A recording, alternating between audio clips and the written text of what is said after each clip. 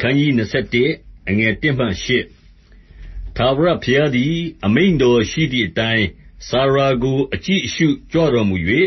ဂတိတော်ရှိသည်နှင့်လျော်စွာသူ၌ပြုတော်မူသဖြင့်စာရာသည်ပဋိသန္ဓေစွဲယူ၍ဘုရားသခင်အမိန့်တော်နှင့်ချိန်းချက်သောအချိန်၌အာဗြဟံအသက်ကြီးသောအခါသူ့အားသားကိုဘွားလေ၏အာဗြဟံသည်လည်းမိမိရသောသားတည်းဟူသောစာရာဘွားသောသားကိုဣဇာက်အမည်ဖြင့်မှည့်လေ၏ဘုရားသခင်မှာထားတော်မူသည့်အတိုင်းအာဗြဟံသည်8ရက်မြောက်သောနေ့၌သားဣဇာက်ကိုအရေဖျားလှီးမင်္ဂလာပေးလေ၏သားဣဇာက်ကိုမြင်ရသောအခါအာဗြဟံသည်အသက်100ရှိသတည်းစာရာကလည်းငါရေရသောအခွင့်ကိုဘုရားသခင်ပေးတော်မူပြီဤသိတင်းကိုကြားသောသူအပေါင်းတို့သည်လည်းငါနှင့်တူရေကြလိမ့်မည်ဟု၍၎င်းစာရာသည်သားကိုနို့တိုက်လိမ့်မည်ဟုအာဗြဟံအားအဘယ်သူပြောနှင့်ရသနည်းသူသည်အသက်ကြီးသောအခါငါသည်သားကိုဘွားပြီဟု၍၎င်းဆိုလေ၏ထိုသူငယ်ဣဇာက်သည်ကြီးပွား၍နို့နှင့်ကွာလေ၏နို့ကွာသောနေ့၌အာဗြဟံသည်ပွဲကြီးလုပ်လေ၏အငယ်9မှ21အဲဂုတ္တုအမျိုးသားဟာဂရတွင်အာဗြဟံရသောသားသည်ဆဲရေးသည်ကိုစာရာသိမြင်လျှင်ဤကျွန်မနှင့်သူ၏သားကိုနှင်ထုတ်ပါလော့ဤကျွန်မ၏သားသည်အကျွန်ုပ်၏သားဣဇာက်နှင့်အတူအမွေမခံရဟုအာဗြဟံအားဆိုလေ၏အာဗြဟံလည်းမိမိသားဖြစ်သောကြောင့်ထိုအမှုအလွန်ခက်သည်ဟုထင်လေ၏သို့ရာတွင်ဘုရားသခင်ကထိုသူငယ်နှင့်သင်၏ကျွန်မကြောင့်ဤအမှုခက်သည်ဟုမထင်နှင့်စာရာပြောလေရာရာ၌သူ၏စကားကိုနားထောင်လော့အကြောင်းမူကားဣဇာက်၌သာသင်၏အမျိုးတည်လိမ့်မည်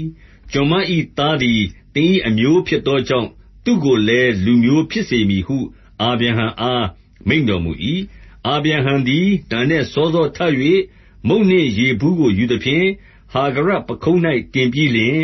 သူငယ်ကိုအပ်၍ကျွန်မကိုလွှတ်လိုက်လေ၏သူသည်လည်းသွား၍ဗေရရှေဘတော၌လှည့်လည်လျက်နေ၏ဘူး၌ရေကုန်သောအခါသူငယ်ကိုခြုံပုတ်အောက်၌ထား၍ငါသည်သူငယ်သေသည်ကိုမမြင်လိုဟုဆိုလျက်ခပ်ဝေးဝေးလေးတပြစ်ခန့်လောက်သွားပြီးလျှင်သူငယ်ရှေ့မှာထိုင်၍နေလေ၏ထိုသို့ထိုင်၍နေစဉ်သူသည်အသံကိုလွှင့်၍ငိုကြွေးလေ၏ဘုရားသခင်သည်လုလင်၏အသံကိုကြားတော်မူ၍ဘုရားသခင်၏ကောင်းကင်တမန်ကဟာဂရသင်၌အဘယ်အမှုရှိသနည်းမစိုးရိမ်နှင့်လုလင်နေသောအရပ်ထဲကသူ၏အသံကိုဘုရားသခင်ကြားတော်မူပြီထလော့လုလင်ကိုကြွ၍လက်နှင့်မလော့ငါသည်သူ့ကိုလူမျိုးကြီးဖြစ်စေမည်ဟုကောင်းကင်ထဲကခေါ်၍ဟာဂရအားမြွက်ဆို၏ထိုအခါဘုရားသခင်သည်ဟာဂရ၏မျက်စိကိုဖွင့်တော်မူသဖြင့်သူသည်ရေတွင်းကိုမြင်လေသောသွား၍ဘူးကိုရေဖြည့်ပြီးလျှင်လုလင်အားရေကိုတိုက်လေ၏ထိုလုလင်ဘက်၌လည်းဘုရားသခင်ရှိတော်မူ၏သူသည်ကြီးပွား၍တော၌နေသဖြင့်လေးသမားဖြစ်လေ၏ပါရန်တော၌နေသည်ဖြစ်၍သူအမိသည်အဲဂုတ္တုပြည်မှမိန်းမတယောက်ကိုခေါ်၍သူနှင့်စုံဘက်စေ၏အငယ်22မှ34ထိုယောအခါအဘိမလက်မင်းနှင့်ဗိုလ်ချုပ်မင်းဖိကောလတို့သည်အာဗြဟံကိုခေါ်၍သင်သည်ပြုလေရာ၌သင့်ဘက်မှာဘုရားသခင်ရှိတော်မူ၏တို့ဖြစ်၍သင်သည်ငါကို၎င်းငါသားကို၎င်းငါမြေးကို၎င်းမလှည့်စားငါသည်သင်၌ကျေးဇူးပြုသကဲ့သို့ငါ၌၎င်းသင်တဲနေရာငါပြည်၌၎င်းကျေးဇူးပြုမည်ဟုဘုရားသခင်ကိုတိုင်တည်၍ငါအားကျိန်ဆိုပါလော့ဟုပြောဆို၏အာဗြဟံကလည်းထိုအတိုင်းငါကျိန်ဆိုပါမည်ဟုပြန်ပြောလေ၏အဘိမလက်မင်း၏ကျွန်တို့သည်အနိုင်အထက်လုယူသောရေတွင်းအကြောင်းကြောင့်အာဗြဟံသည်လည်းအဘိမလက်မင်းကိုအပြစ်တင်လေ၏အဘိမလက်မင်းကလည်းဤအမှုကိုအဘယ်သူပြုသည်ကိုငါမသိသင်သည်ငါကိုမပြောငါလည်းယနေ့တိုင်အောင်မကြားရဟုဆို၏အာဗြဟံသည်လည်းသိုးနွားတို့ကိုယူပြီးလျှင်အဘိမလက်အားပေး၍ထိုနှစ်ပါးတို့သည်ပဋိညာဉ်ပြုကြ၏အာဗြဟံသည်လည်းသိုးတငယ်မခုနစ်ကောင်တို့ကိုသိုးစုနှင့်ခွဲထားလေ၏အဘိမလက်ကလည်း ခွဲထားသောဤသိုးသငယ်မခုနစ်ကောင်တို့သည်အဘယ်သို့နည်းဟုမေးသော်အာဗြဟံကဤရေတွင်းကိုငါတူးပြီဟုဤသိုးသငယ်မခုနစ်ကောင်တို့သည်ငါဘက်၌သက်သေဖြစ်မည်အကြောင်းသူတို့ကိုသင်သည်ငါလက်မှခံယူရမည်ဟုဆိုလေ၏သို့ဖြစ်၍ထိုအရပ်၌ထိုနှစ်ပါးတို့သည်ကျိန်ဆိုသောကြောင့်ထိုအရပ်ကိုဗေရရှေဘဟုတွင်ကြ၏ထိုသို့ဗေရရှေဘအရပ်၌ပဋိညာဉ်ပြုကြ၏အဘိမလက်နှင့်ဗိုလ်ချုပ်မင်းဖိကောလတို့သည်ထ၍ဖိလိတ္တိပြည်သို့ပြန်ကြ၏အာဗြဟံသည်ဗေရရှေဘအရပ်၌မန်ကျည်းပင်ကိုစိုက်၍အစဉ်အမြဲတည်တော်မူသောဘုရားသခင်တည်းဟူသောထာဝရဘုရား၏နာမတော်ကိုပဌနာပြုလေ၏ဖိလိတ္တိပြည်မှာကာလရှည်ကြာစွာတည်းနေသတည်း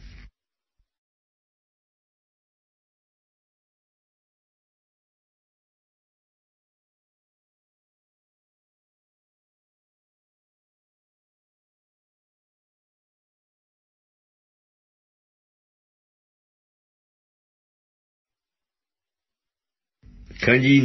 22အငယ်1မှ10ထိုနောက်မှဘုရားသခင်သည်အာဗြဟံကိုစုံစမ်းခြင်းငှါ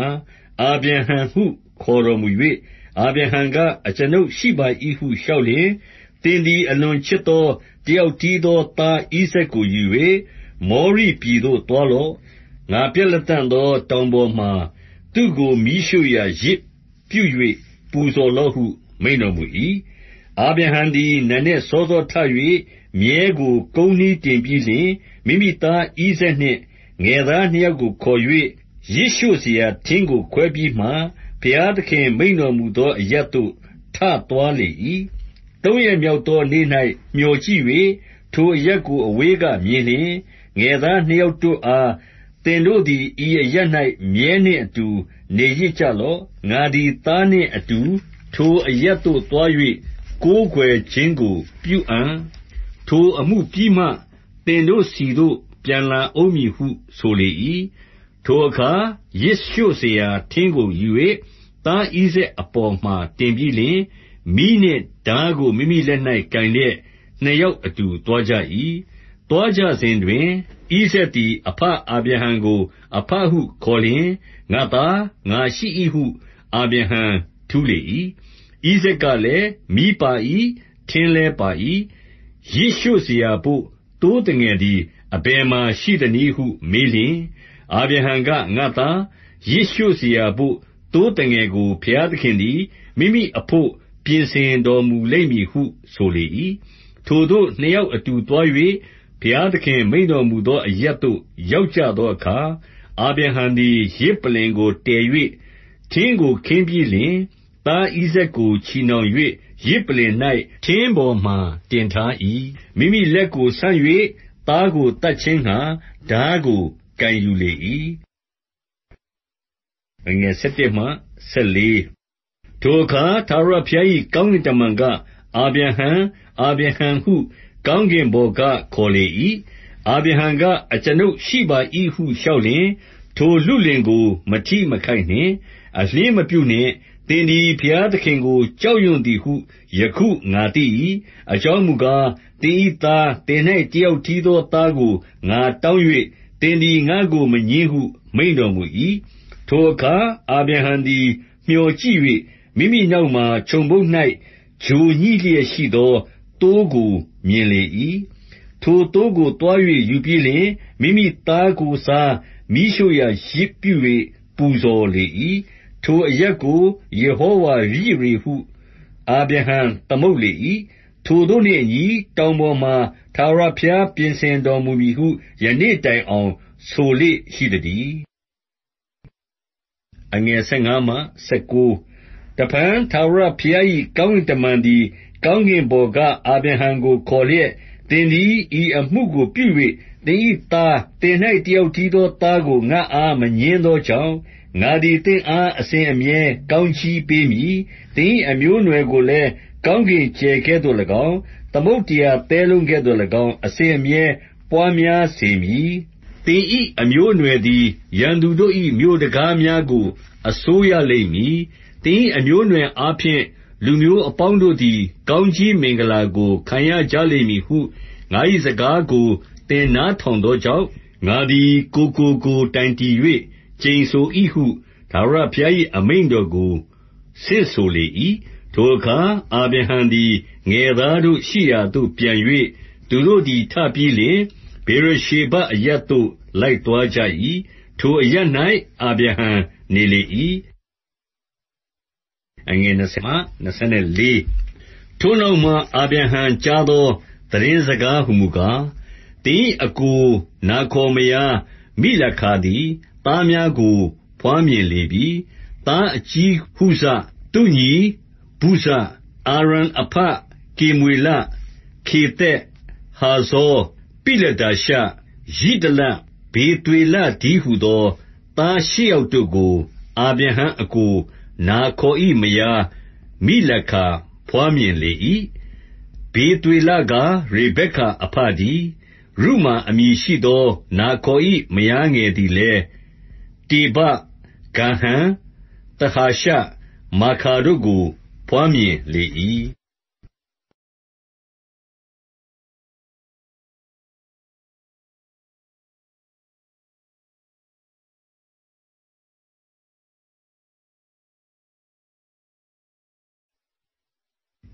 အခနျး 23 စာရာသည် အသက် 129 နှစ်ရှိ၏။ ထိုမျှလောက် အသက်ကြီးသော်၊ ခါနာန်ပြည်၊ ဟေဗြုန်မြို့တည်းဟူသော ကိရယသာဘမြို့၌ သေလေ၏။ အာဗြဟံသည်လည်း စာရာကြောင့် ညည်းတွားငိုကြွေးခြင်းငှါ လာ၏။ အာဗြဟံသည် မိမိမယားအသေကောင်ရှေ့က ထ၍၊ ဟေသအမျိုးသားတို့အား၊ ငါသည် သင်တို့ထံမှာ ဧည့်သည်အာဂန္တုဖြစ်ပါ၏။ ငါ၏မယားအသေကောင်ကို မျက်ကွယ်မြှုပ်မည်အကြောင်း၊ သင်တို့တွင် သင်္ချိုင်းကို ငါ့အား အခွင့်ပေးပါလော့ဟု ဆို၏။ ဟေသအမျိုးသားတို့က၊ အကျွန်ုပ်တို့သခင်၊ နားထောင်ပါ။ ကိုယ်တော်သည် အကျွန်ုပ်တို့တွင် ဘုရားသခင်နှင့်ဆိုင်သော မင်းဖြစ်ပါ၏။ အကျွန်ုပ်တို့၏ သင်္ချိုင်းများတွင် ရွေး၍ ကိုယ်တော်၏ မယားအသေကောင်ကို သင်္ဂြိုဟ်ပါလော့။ ကိုယ်တော်၏ မယားအသေကောင်ကို မသင်္ဂြိုဟ်စေခြင်းငှါ အကျွန်ုပ်တို့တွင် အဘယ်သူမျှ မိမိသင်္ချိုင်းကို မပေးဘဲမနေပါဟု အာဗြဟံအား ပြန်ပြောကြ၏။ အာဗြဟံသည် ထ၍ ထိုပြည်သားတည်းဟူသော ဟေသအမျိုးသားများရှေ့မှာ ဦးညွှတ်ချလျက်၊ ငါသည် ငါ၏မယားအသေကောင်ကို မျက်ကွယ်မြှုပ်စေခြင်းငှါ သင်တို့အလိုရှိလျှင်၊ ငါ့စကားကို နားထောင်ကြပါလော့။ သင်တို့တွင် ငါပိုင်ထိုက်သော သင်္ချိုင်းရှိစေခြင်းငှါ၊ ဇောဟာသား ဧဖရုန်သည် မိမိလယ်ပြင်အစွန်း၌ရှိသော မက္ပေလမြေတွင်းကို အဘိုးထိုက်သမျှငွေနှင့် ငါ့အား ရောင်းစေခြင်းငှါ၊ ငါ့အတွက် သူ့ကို တောင်းပန်ကြပါလော့ဟု နှုတ်ဆက်၍ ပြောဆို၏။ ထိုအခါ ဧဖရုန်သည် ဟေသအမျိုးသားတို့တွင် ထိုင်လျက်ရှိ၏။ သို့ဖြစ်၍ မြို့တံခါးသို့ဝင်သော သူအပေါင်းတည်းဟူသော ဟေသအမျိုးသား ပရိသတ်၌ ဟိတ္တိအမျိုးသား ဧဖရုန်က၊ ထိုသို့မဟုတ်ပါ။ အကျွန်ုပ်သခင်၊ အကျွန်ုပ်စကားကို နားထောင်ပါ။ ထိုလယ်ပြင်ကို၎င်း၊ လယ်ပြင်၌ရှိသော မြေတွင်းကို၎င်း၊ ကိုယ်တော်အား အကျွန်ုပ်ပေးပါ၏။ အကျွန်ုပ်အမျိုးသားများရှေ့၌ ကိုယ်တော်အား အကျွန်ုပ်ပေးပါ၏။ ကိုယ်တော်၏ မယားအသေကောင်ကို သင်္ဂြိုဟ်ပါဟု အာဗြဟံအား ပြန်ပြောလေ၏။ အာဗြဟံသည်လည်း ထိုပြည်သားများရှေ့မှာ ဦးညွှတ်ချလျက်၊ အကယ်၍ ငါ့စကားကို နားထောင်ပါ။ ထိုလယ်ပြင်အဘိုးငွေကို ငါပေးမည်။ ငွေကိုယူပါ။ သို့ဖြစ်လျှင် ထိုအရပ်၌ ငါ၏မယားအသေကောင်ကို ငါသင်္ဂြိုဟ်ပါမည်ဟု ပြည်သားပရိသတ်တို့ရှေ့မှာ ဧဖရုန်အား ပြောဆို၏။ ဧဖရုန်ကလည်း၊ အကျွန်ုပ်သခင်၊ နားထောင်ပါ။ ထိုမြေသည် ငွေ လေးပိဿာအဘိုးထိုက်ပါ၏။ ကိုယ်တော်နှင့် အကျွန်ုပ်၌ အဘယ်အတွက်ရှိသနည်း။ ကိုယ်တော်၏ မယားအသေကောင်ကို သင်္ဂြိုဟ်ပါလော့ဟု အာဗြဟံအား ပြန်ပြော၏။ အာဗြဟံသည်လည်း ဧဖရုန်စကားကို နားထောင်သည်ဖြစ်၍၊ ကုန်သည်သုံးတတ်သော ငွေမျိုး၊ ဟေသအမျိုးသားပရိသတ်ရှေ့ ဧဖရုန်အဘိုးဖြတ်သည်အတိုင်း ငွေလေးပိဿာကို ချိန်၍ သူ့အားပေးလေ၏။ ထိုသို့ မန်ရေမြို့ရှေ့မှာမပ္ပေလအရပ်၌ရှိသောဧဖရုန်၏လယ်ပြင်ကို၎င်း၊လယ်ပြင်၌ရှိသောမြေတွင်းနှင့်သစ်ပင်များ၊ပတ်ဝန်းကျင်သစ်ပင်များကို၎င်း၊ဟေသအမျိုးသားပရိသတ်၌မြို့တံခါးသို့ဝင်သောသူအပေါင်းတို့ရှေ့မှာအာဗြဟံဥစ္စာဘို့လုံခြုံစွာအပ်ပေးလေ၏။ထိုနောက်မှအာဗြဟံသည်မံရေမြို့ရှေ့မှာမပ္ပေလလယ်ပြင်မြေတွင်း၌မယားစာရာကိုသင်္ဂြိုဟ်ရလေ၏။ထိုအရပ်ကားခါနာန်ပြည်ဟေဗြုန်အရပ်ဖြစ်သတည်း။ထိုလယ်ပြင်နှင့်မြေတွင်းကိုအာဗြဟံပိုင်ထိုက်သောသင်္ချိုင်းဖြစ်စေခြင်းငှါဟေသအမျိုးသားတို့သည်လုံခြုံစွာအပ်ပေးကြ၏။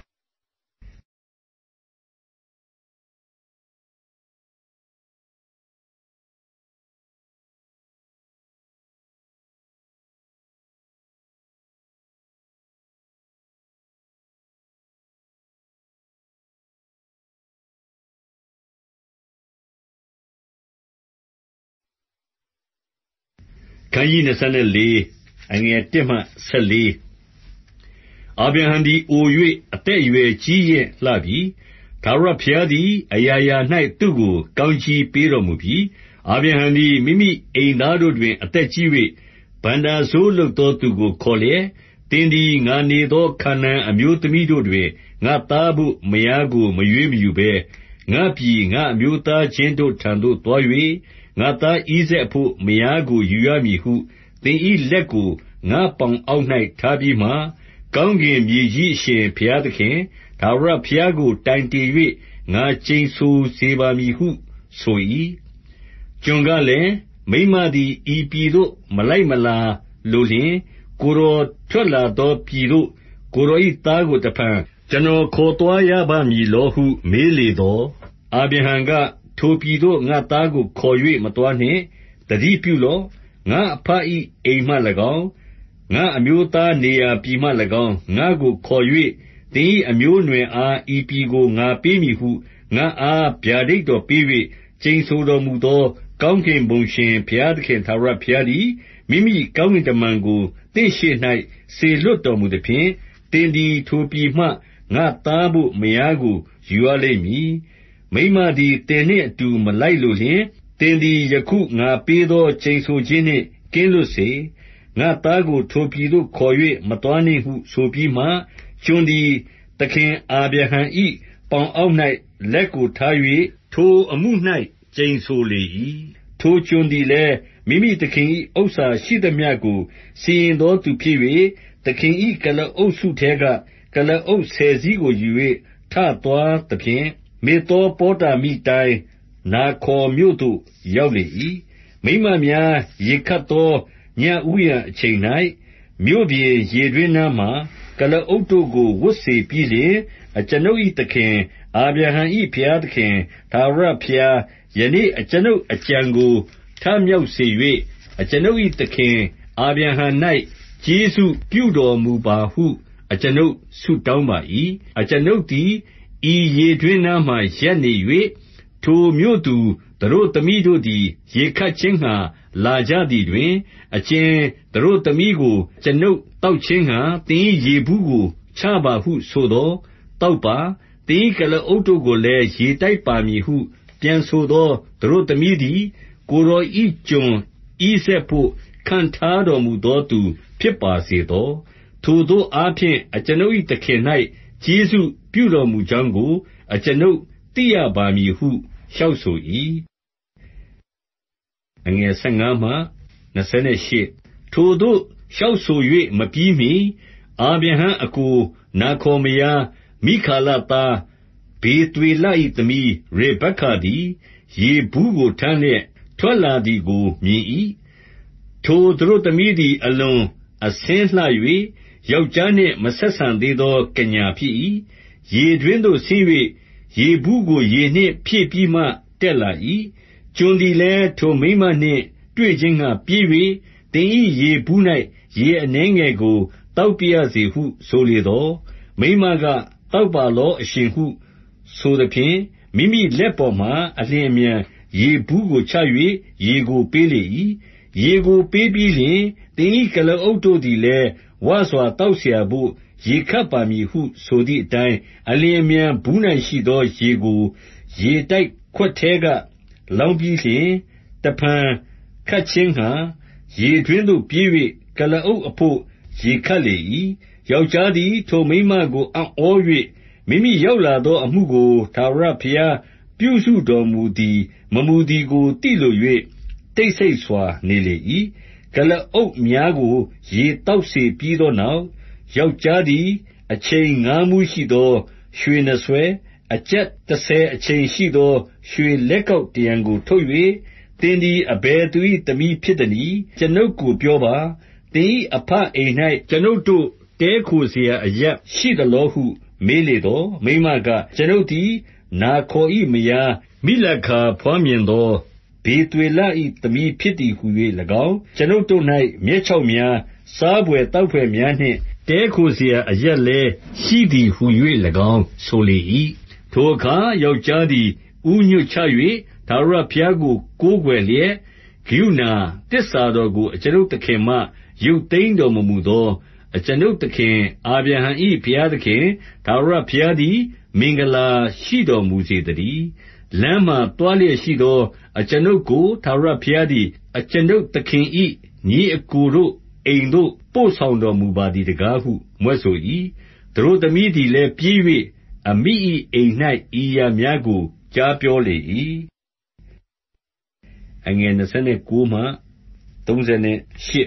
။ရေဗက္က၌လာဗန်အမည်ရှိသောမောင်တယောက်ရှိ၏။လာဗန်သည်ယောက်ျားရှိရာရေတွင်းသို့ပြေး၏။သူသည်နတ်စွဲကို၎င်း၊နှမလက်၌လက်ကောက်ကို၎င်းမြင်၍၊ထိုယောက်ျားသည်အကျွန်ုပ်ကိုဤသို့ပြောသည်ဟုနှမရေဗက္ကဆိုသောစကားကိုကြားသောအခါ၊ရေတွင်း၌ကုလားအုပ်အနားမှာရပ်နေသောယောက်ျားထံသို့ရောက်သောအခါ၊ထာဝရဘုရားကောင်းကြီးပေးတော်မူသောသူ၊ကျွန်ုပ်အိမ်သို့ဝင်ပါလော့။ပြင်၌အဘယ်ကြောင့်ရပ်နေသနည်း။အိမ်ကို၎င်း၊ကုလားအုပ်များနေရာအရပ်ကို၎င်းအကျွန်ုပ်ပြင်ပါပြီဟုဆိုသဖြင့်၊ယောက်ျားကိုအိမ်သို့သွင်း၍ကုလားအုပ်တို့တန်ဆာကိုချွတ်ပြီးမှ၊သူတို့အားမြက်ခြောက်နှင့်စားစရာကိုပေး၏။ယောက်ျားခြေ၊လိုက်သောသူတို့၏ခြေဆေးဘို့ရေကိုလည်းပေးလေ၏။သူ့ရှေ့မှာစားစရာကိုထည့်သောအခါ၊သူက၊ကျွန်ုပ်သည်ကိုယ်အမှုကိုမပြောမှီမစားလိုပါဟုဆိုလျှင်၊ပြောပါဟုဆို၏။ယောက်ျားကလည်း၊ကျွန်ုပ်ကားအာဗြဟံ၏ကျွန်ဖြစ်ပါ၏။ထာဝရဘုရားသည်ကျွန်ုပ်၏သခင်ကိုအလွန်ကောင်းကြီးပေးတော်မူသဖြင့်၊သူသည်ကြီးမြတ်ခြင်းသို့ရောက်လေပြီ။သိုးစု၊နွားစု၊ရွှေ၊ငွေ၊ကျွန်ယောက်ျား၊ကျွန်မိန်းမ၊ကုလားအုပ်နှင့်မြည်းများတို့ကိုပေးတော်မူပြီ။ကျွန်ုပ်သခင်၏မယားစာရာသည်သခင်အသက်အိုသောအခါသူ့အားသားကိုဘွားမြင်သဖြင့်၊ထိုသားအားဥစ္စာရှိသမျှကိုသခင်သည်အပ်ပေးပြီ။ကျွန်ုပ်၏သခင်ကလည်း၊သင်သည်ငါနေသောခါနာန်အမျိုးသမီးတို့တွင်ငါ့သားဘို့မယားကိုမရွေးဘဲငါ့အဘ၏အိမ်၊ငါ့အမျိုးသားချင်းတို့ထံသို့သွား၍ငါ့သားဘို့မယားကိုယူရမည်ဟုအကျွန်ုပ်ကိုကျိန်ဆိုစေ၏။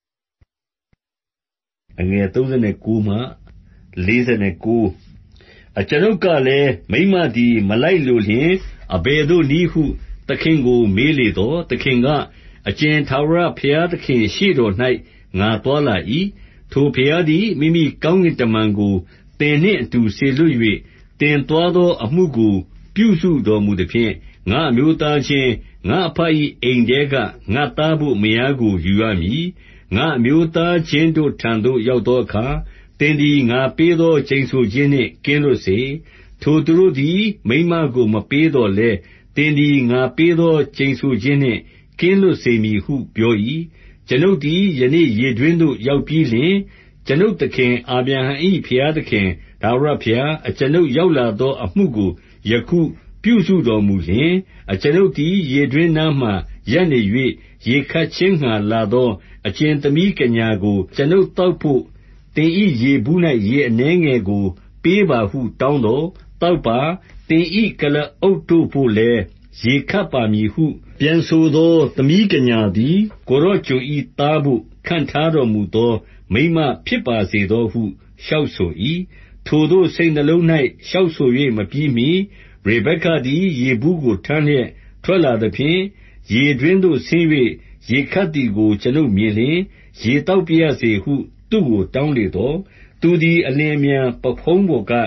ရေဘူးကိုချလျက်၊ သောက်ပါလော့။ သင်၏ကုလားအုပ်တို့ကိုလည်း ရေတိုက်ပါမည်ဟုဆိုသည်အတိုင်း ကျွန်ုပ်သောက်ရ၏။ ကုလားအုပ်တို့ကိုလည်း ရေတိုက်လေ၏။ ကျွန်ုပ်ကလည်း၊ သင်သည်အဘယ်သူ၏သမီးဖြစ်သနည်းဟုမေးသော်၊ သူက၊ ကျွန်ုပ်သည် မိလခာဘွားမြင်သော နာခေါ်သားဗွေသွေလ၏သမီးဖြစ်သည်ဟု ပြောဆို၏။ ကျွန်ုပ်သည်လည်း သူ၏မျက်နှာ၌ နတ်စွဲကို၎င်း၊ သူ၏လက်၌ လက်ကောက်တို့ကို၎င်း ထည့်ပြီးလျှင်၊ ဦးညွှတ်ချ၍ ကျွန်ုပ်သခင်အစ်ကို၏မြေးကို သခင်၏သားဘို့ ယူစေခြင်းငှါ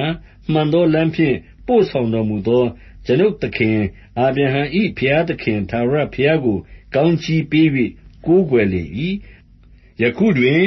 သင်တို့သည် ကျွန်ုပ်သခင်၌ သစ္စာနှင့်ကျေးဇူးပြုမည် မပြုမည်ကိုပြောပါ။ ကျွန်ုပ်သည်လည်း လက်ျာလမ်းဖြစ်စေ၊ လက်ဝဲလမ်းဖြစ်စေ၊ တလမ်းလမ်းသို့ လိုက်သွားပါမည်ဟု ပြောဆို၏။ လာဗန်နှင့်ဗေသွေလတို့ကလည်း၊ ဤအမှုသည် ထာဝရဘုရားစီရင်တော်မူသောအမှုဖြစ်၏။ အကျွန်ုပ်တို့သည် သင့်အားကောင်းမကောင်းကို မပြောနိုင်ပါ။ ရေဗက္ကသည် သင့်ရှေ့၌ရှိပါ၏။ ယူသွားပါလော့။ ထာဝရဘုရားမိန့်တော်မူသည်အတိုင်း သင်၏သခင်သား၏မယားဖြစ်စေဟု ပြန်ဆို၏။ ထိုစကားကိုကြားလျှင် အာဗြဟံကျွန်သည် ဦးညွှတ်ချ၍ ထာဝရဘုရားကို ကိုးကွယ်ပြီးမှ၊ ငွေဖလား၊ ရွှေဖလား၊ အဝတ်တန်ဆာများကို ထုတ်၍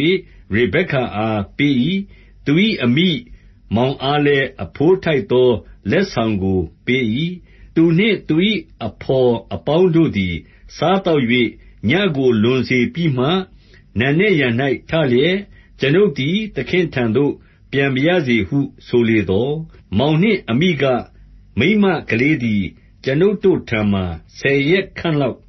နေပါစေဦး။ နောက်မှ သူ့ကိုသွားပါစေမည်ဟု ဆိုကြ၏။ ထိုသူကလည်း၊ ကျွန်ုပ်ကိုမဆီးတားပါနှင့်။ ထာဝရဘုရားသည် ကျွန်ုပ်ရောက်လာသောအမှုကို ပြုစုတော်မူပြီ။ ကျွန်ုပ်သည် သခင့်ထံသို့ သွားရသောအခွင့်ကို ပေးပါလော့ဟုဆိုလျှင်၊ သူတို့က၊ မိန်းကလေးကိုခေါ်၍ သူ့အလိုကို မေးပါဦးမည်ဟုဆိုသည်နှင့် ရေဗက္ကကိုခေါ်၍ သင်သည် ဤလူနှင့်အတူ ယခုလိုက်မည်လောဟု မေးသောအခါ၊ ကျွန်ုပ်လိုက်ပါမည်ဟုဆို၏။ သို့ဖြစ်၍ မိမိနှမရေဗက္ကနှင့် သူ၏အထိန်းကို၎င်း၊ အာဗြဟံကျွန်နှင့် သူ၏လူတို့ကို၎င်း လွှတ်လိုက်ကြ၏။ ရေဗက္ကကိုလည်း၊ သင်သည် ကျွန်ုပ်တို့၏ နှမဖြစ်၏။ အသောင်းအသိန်းတို့၏ အမိဖြစ်ပါစေသော။ သင်၏အမျိုးအနွယ်သည် ရန်သူတို့၏ တံခါးများကို အစိုးရပါစေသောဟု ကောင်းကြီးပေးကြ၏။ ရေဗက္ကနှင့် သူ၏မိန်းမငယ်တို့သည်ထ၍ ကုလားအုပ်ကိုစီးလျက် ထိုယောက်ျားနှင့်အတူ လိုက်ကြ၏။ ထိုသို့အာဗြဟံကျွန်သည် ရေဗက္ကကို ဆောင်ယူသွားလေ၏။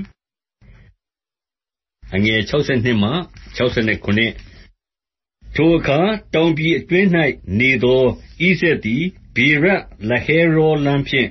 ရောက်လာသည်ဖြစ်၍၊ ညဦးအချိန်၌ ဆင်ခြင်လိုသောငှါ တောအရပ်သို့ ထွက်သွား၍ မြော်ကြည့်လျှင်၊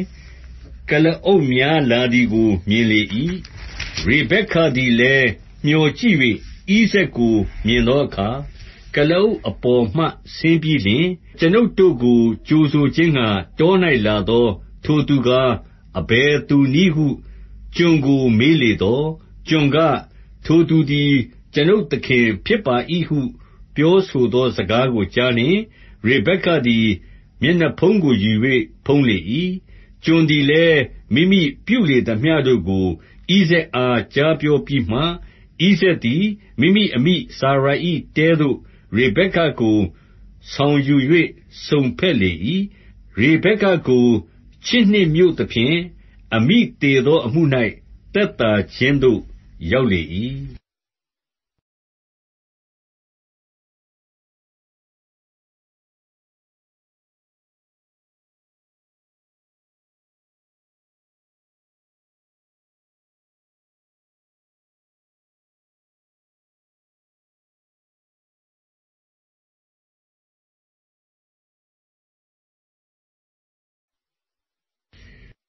ခန်းကြီး25အငယ်1မှ6တဖန်အာဗြဟံသည်ကေတုရအမည်ရှိသောမိန်းမနှင့်စုံဖက်၍ထိုမိန်းမသည်ဇိမရန်ယုတ်ရှန်မေဒန်မိထရန်ဣရှဗက်ရှုအာတို့ကိုဖွားမြင်လေ၏ယုတ်ရှန်သားကားရှေဘနှင့်ဒေဒန်ဒီဒေဒန်သားကားအာရှုရိမ်လူလေတုရှိန်လူလုံမိလူဒီ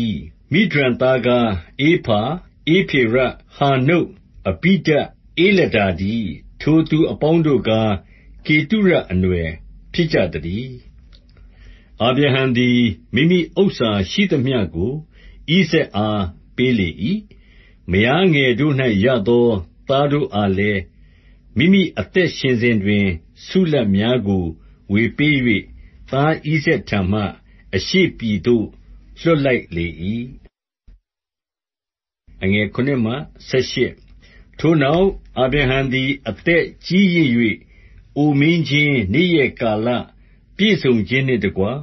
အသက်ပေါင်း185နှစ်ရှိသောအသက်ချုပ်၍အနိစ္စဖြစ်သဖြင့်မိမိလူမျိုးစည်းဝေးရာသို့ရောက်လေ၏သားဣဇာက်နှင့်ဣရှမေလတို့သည်မံရေမြို့ရှေ့မှာဟိတ္တိအမျိုးသားဇောရသားဧဖရုန်၏လယ်ပြင်တွင်မပ္ပေလမြေတွင်း၌အဘကိုတင်းကြိုကြ၏ဟေသအမျိုးသားတို့အားအဘိုးပေး၍အာဗြဟံဝယ်သောလယ်ပြင်၌အာဗြဟံနှင့်မယားစာရာတို့ကိုတင်းကြိုကြသတည်းအာဗြဟံသေသောနောက်သားဣဇာက်ကိုဘုရားသခင်ကောင်းကြီးပေးတော်မူ၏ဣဇာက်သည်ဗေရ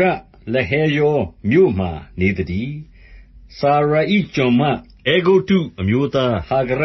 ဖွားမြင်သောအာဗြဟံသားဣရှမေလ၏သားစဉ်မြေးဆက်တည်းဟူသောမိမိအမျိုးအနွယ်လိုက်ဣရှမေလသားများအမည်ဟူမူကားသားအကြီးနာဗယုတ်ထိုနောက်ကေဒါအာဒဗေလမိဘတန်မိရှမဒုမာမာဆဟာဒတ်တေမယေတုရနာဖိရှကေဒမာဒီဟုသောဣရှမေလသားဒီထိုတို့အမည်ရှိသောသူတို့သည်မိမိမြို့မိမိရဲတိုက်အလိုက်အမျိုးမျိုးသောမင်း12ပါးဖြစ်တည်းဣရှမေလသည်အသက်139နှစ်ရှိသောအသက်ချုပ်၍သေသဖြင့်မိမိလူမျိုးစည်းဝေးရာသို့ရောက်လေ၏သူတို့သည်လည်းအာရှုရိပြည်သို့သွားရလမ်းဟဝိလမြို့မှစ၍အဲဂုတ္တုပြည်အရှေ့ရှုရမြို့တိုင်အောင်နေကြ၏ထိုသို့ဣရှမေလ၏နေရာသည်မိမိညီအစ်ကိုအပေါင်းအနား၌ကျသတည်းအငယ်19မှ28အာဗြဟံသားဣဇာက်၏အဆက်အနွယ်ဟူမူကားအာဗြဟံသားကားဣဇာက်တည်းဣဇာက်သည်အသက်40ရှိသောအခါပါဒနာရန်အရပ်သူရှုရိအမျိုးဗေသွေလ၏သမီးရှုရိလူလာဗန်၏နှမရေဗက္ကာနှင့်အိမ်ထောင်လေ၏ဣဇာက်သည်မိမိမယားရေဗက္ကာမြုံသောကြောင့်ထာဝရဘုရားကိုတောင်းပန်၍ထာဝရဘုရားနားထောင်တော်မူသဖြင့်သူ၏မယားသည်ပဋိသန္ဓေစွဲယူလေ၏ဝမ်းအတွင်း၌တည်သောသူငယ်တို့သည်အချင်းချင်းတိုက်ခိုက်ကြ၏အမိကလည်းထိုသို့ဖြစ်၍ငါ၌အဘယ်အမှုရောက်ပါလိမ့်မည်နည်းဟုဆိုသဖြင့်ထာဝရဘုရားကိုမေးလျှောက်ခြင်းငှါသွားလေ၏ထာဝရဘုရားကလည်းသင်၏ဝမ်းအတွင်း၌လူမျိုးနှစ်မျိုးရှိ၏သင်၏ဝမ်းထဲကခြားနားသောလူစုနှစ်စုကိုဘွားရလိမ့်မည်လူတစ်မျိုးသည်တစ်မျိုးထက်အားကြီးလိမ့်မည်အကြီးသည်အငယ်၌ကျွန်ခံရလိမ့်မည်ဟုမိန့်တော်မူ၏ဘွားချိန်စေ့သောအခါသူ၏ဝမ်း၌သားအမွှာရှိသဖြင့်အဦးဘွားသောသားသည်အမွေးပါသောအဝတ်ကဲ့သို့ဖြစ်၍တစ်ကိုယ်လုံးအဆင်းနီ၏သူ့ကိုဧသောဟူသောအမည်ဖြင့်မှည့်ကြ၏ထိုနောက်မှသူ့ညီသည်အစ်ကိုဧသော၏ဖနောင့်ကိုကိုင်လျက်ဘွားလာ၏သူ့ကိုကားယာကုပ်အမည်ဖြင့်မှည့်ကြ၏ထိုသားနှစ်ယောက်ကိုဘွားသောအခါဣဇာက်သည်အသက်60ရှိသတည်းသူငယ်တို့သည်ကြီးပွား၍ဧသောကားလိမ္မာသော တောသားမုတ်ဆိုးဖြစ်လေ၏။ ယာကုပ်ကားတဲ၌နေတတ်၍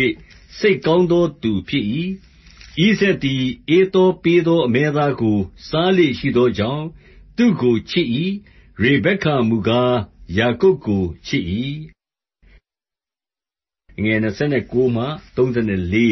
။ တနေ့သ၌ ယာကုပ်သည်စားစရာကို ချက်ပြုတ်စဉ်တွင်၊ ဧသောသည်တောမှလာ၍မောသောကြောင့်၊ ယာကုပ်အား ထိုနီသောစားစရာနှင့်ငါ့ကိုကျွေးပါလော့။ ငါမောပါသည်ဟုဆိုလေ၏။ ထိုကြောင့်သူ၏နာမည်ကို ဧဒုံဟုတွင်သတည်း။ ယာကုပ်ကလည်း၊ ယနေ့ပင်သင်၏သားဦးအရာကို ငါ့အားရောင်းပါဟုဆိုလျှင်၊ ဧသောက၊ ငါသေလုပြီ။ သားဦးအရာအားဖြင့် အဘယ်အကျိုးရှိပါလိမ့်မည်နည်းဟုဆို၏။ ယာကုပ်ကလည်း၊ ယနေ့ပင်ငါ့အားကျိန်ဆိုခြင်းကို ပြုပါဟုဆိုသော်၊ သူသည်ကျိန်ဆိုသဖြင့် ယာကုပ်အား မိမိသားဦးအရာကို ရောင်းလေ၏။ ထိုအခါယာကုပ်သည် မုန့်နှင့်ပဲဟင်းကို ဧသောအားပေးသဖြင့်၊ သူသည်စားသောက်ပြီးမှထ၍ သွားလေ၏။ ထိုသို့ဧသောသည် မိမိနှင့်ဆိုင်သောသားဦးအရာကို မထီမဲ့မြင်ပြုသတည်း